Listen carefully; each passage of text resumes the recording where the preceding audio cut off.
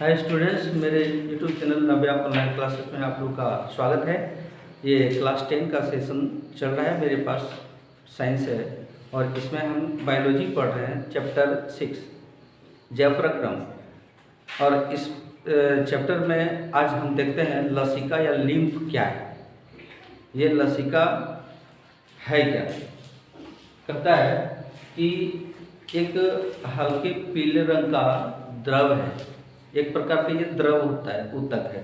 संयोजी ऊतक एक तरल ऊतक है, यानी रक्त को संयोजी ऊतक कहते हैं।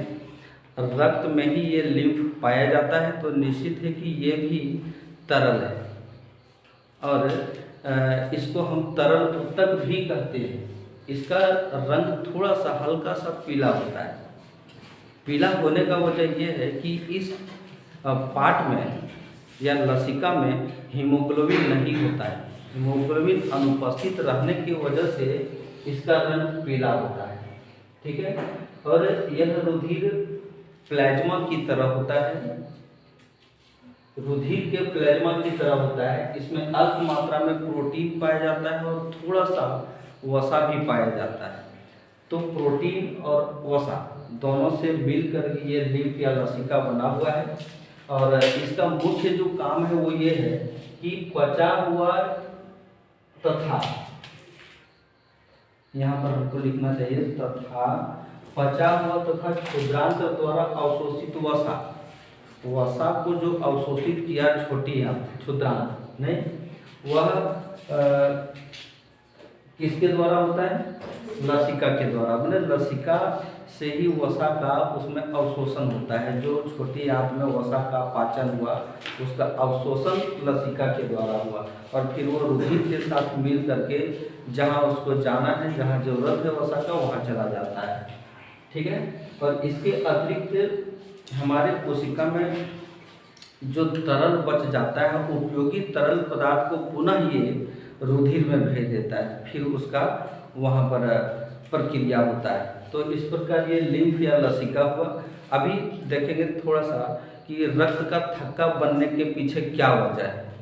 जब कहता है ना कि हम लोगों का शरीर का कोई भी भाग अगर कट जाए दुर्घटनावश नहीं, तो रक्त स्राव होने लगता है और उससे कुछ देर पश्चात वहाँ पर एक परत जम जाता है और रक्त का रिसाव या रक्त का बहाव बंद हो जाता है। तो हम लोग देखेंगे रक्त का थक्का। घटना क्या है रक्त का थक्का बनने का? वो ये है कि जब हमारा शरीर किसी कारणवश, शरीर का कोई पार्ट में अगर चोट लग जाए या कट जाए तो रक्त का रिसाव शुरू हो जाता है, मतलब रक्त का बहना शुरू हो जाता है। क्यों? क्योंकि हमारे शरीर के विभिन्न अंगों तक रक्त वाहिनियाँ गया है। रक्त को वाहिनियों की कोशिकाएं पतली पतली नली, जो महाधमनी से धमनी हो गया या महाशिरा से शिरा हो गया, फिर शिरा तंतु हो गया और शरीर के हर एक भाग तक वो पहुंचा है ना। तो निश्चित है कि जहाँ कटेगा वहाँ से रक्त का रिसाव होगा और रक्त का रिसाव होने लगता है तो हम लोग क्या करते हैं, उसको थोड़ी देर तक दबा करके रखते हैं बंद करने के लिए। नहीं, पहले लोग क्या करता कि धूल को ऐसे ऐसे कर लेता था, पतला करके उसी पर दे देता था। बहुत पहले बेवकूफ़ी वाला काम था वो, नहीं, ऐसा नहीं करना था हम लोग को। आजकल लोग क्या करता है कि जहाँ कटता है ना वहाँ चूना दे देता है ताकि जल्दी ये बंद हो जाए। और अगर वैसा नहीं करोगे ना, कुछ नहीं करोगे, छोड़ दोगे ना, तब थोड़े देर के पश्चात वो अपने आप रक्त का रिसाव बंद हो जाता है। वजह यह है कि वहाँ जहाँ से ब्लड निकल रहा है वहाँ पर एक परत जम जाता है। रुधिर का ही परत रहता है, दूसरे चीज़ का परत नहीं रहता है, लेकिन वो अर्धठोस प्रकार का वो परत रहता है और उसके नीचे से हल्के पीले रंग का पानी का रिसाव होने लगता है। तुम देखा होगा उस चीज़ को, ठीक है ना। तो जो हल्के पानी रंग का रिसाव होने लगता है ना, तो उसका कुछ वजह है, लेकिन ऊपर में जो रक्त जम गया नहीं, तो उसी को थक्का बनना कहते हैं। और थोड़े देर के बाद वो रक्त का रिसाव यानी रक्त का बहना बंद हो जाता है। नहीं, तो यही घटना होती है। वही जो लिखे हैं कि शरीर के किसी भाग में चोट लगने या कट जाने से रुधिर वाहिकाएं या वाहिकाएं वाहिकाएं और वाहिनियाँ नहीं टूट फूट जाती है, जिससे रक्त का स्राव होने लगता है। परंतु होता यह है कि शीघ्र ही रुधिर जेली के समान एक पदार्थ बन जाता है। नहीं, जेली वही एक पपड़ी टाइप का बढ़ जाता है, वो सूखा हुआ पपड़ी नहीं, पपड़ी जैसा ही रहता है। बहुत जब सूख जाने के बाद हम लोग उसको निकाल सकते हैं, पपड़ी जैसा रहता है, ठीक है। तो जिसको हम लोग खरठी कहते हैं, वही भी रहता है वो। तो एक पदार्थ बढ़ जाता है, जम जाता है, जिससे रुधिर का बहाव अपने आप बंद हो जाता है। तो उसमें धूल डालो चाहे तुम नहीं डालो, उसमें चूना लगा चाहे नहीं लगा, अपने आप वो बंद हो जाता है। लेकिन ज़्यादा बहाव होता है, लेकिन चूना से तुरंत बंद हो जाता है। बताया कि इस घटना को रुधिर का जमना या रक्त का थक्का बनना कहते हैं। अब इसका वजह क्या है, क्यों ऐसा होता है, उसको देखेंगे। रक्त का थक्का बनने के पीछे जो वजह है ना, वो यही बोर्ड पर जो लिखे हैं वही है। असल है क्या कि जब कोई कोशिका वाहिनियाँ या रक्त वाहिनियाँ टूट फूट जाते हैं और रक्त का रिसाव शुरू होने लगता है ना, तो ये रक्त वायु में आ जाता है, वायुमंडल में संपर्क करने लगता है वायु से। अब जो रक्त में चूंकि प्लेटलेट्स है, पट्टिकाणु जिसको बोलते हैं ना, तो ये पट्टिकाणु आपस में टूटने लगता है, वायु के संपर्क में आकर के पट्टिकाणु यानी प्लेटलेट्स टूटने लगता है, ठीक है। और उसमें एक रसायन निकलता है। जब ये पट्टिकाणु टूटता है ना, प्लेटलेट्स विघटित होता है वायु के संपर्क में आकर के, तो प्रोथ्रोम्बोप्लास्टिन नामक रसायन बनाता है, ठीक है। प्रोथ्रोम्बो नामक रसायन क्या करता है ये कि फिर कैल्शियम आयन C2+, जैसे प्रोथ्रोम्बो नामक यह रसायन जो है वो प्लाज्मा में जो उपस्थित है कैल्शियम आयन Ca2+ को हम लोग Ca++ भी कर सकते हैं ना, ये Ca2+ मिस्टेक Ca2+ क्यों लिखा जाता है जानते हैं, लेकिन इसके संयोजकता 2 है और ये क्या करता है कि बाह्यतम कक्षा के 2 इलेक्ट्रॉनों को त्याग करता है ना, उसी की वजह से ये 2+ हुआ। तो ये प्लाज्मा में जो कैल्शियम मौजूद है, कैल्शियम आयन, उसके संपर्क में आकर के थ्रोम्बोप्लास्टिन बनाता है। थोड़ा सा इसी चीज को तुम लोग याद रखोगे, इस समीकरण को याद रखोगे ना, तो पता चलेगा कि ये तो तुम्हारा प्लेटलेट्स के टूटने से बना, पट्टिकाणु के टूटने से प्रोथ्रोम्बोप्लास्टिन बनाया। प्रोथ्रोम्बोप्लास्टिन क्या करता है कि प्लाज्मा में जो कैल्शियम होता है ना Ca2+, ठीक है, ये Ca2+ के साथ टूट करके थ्रोम्बोप्लास्टिन बनाता है। थ्रोम्बोप्लास्टिन फिर एक अन्य प्रकार के जो रसायन है थ्रोम्बिन, उससे संपर्क करता है, फिर रुधिर वाहिकाओं से निकलने वाले रक्त को क्या करता है, उसको बंद करता है, मतलब थक्का बना देता है वहाँ पर। और इस तरह से ये रक्त का थक्का बंद करके कंप्लीट हुआ। फिर ये 5 से 6 मिनट के अंदर रक्त का रिसाव भी बंद हो जाता है। नहीं तो रक्त का थक्का बनने के पीछे यही वजह है।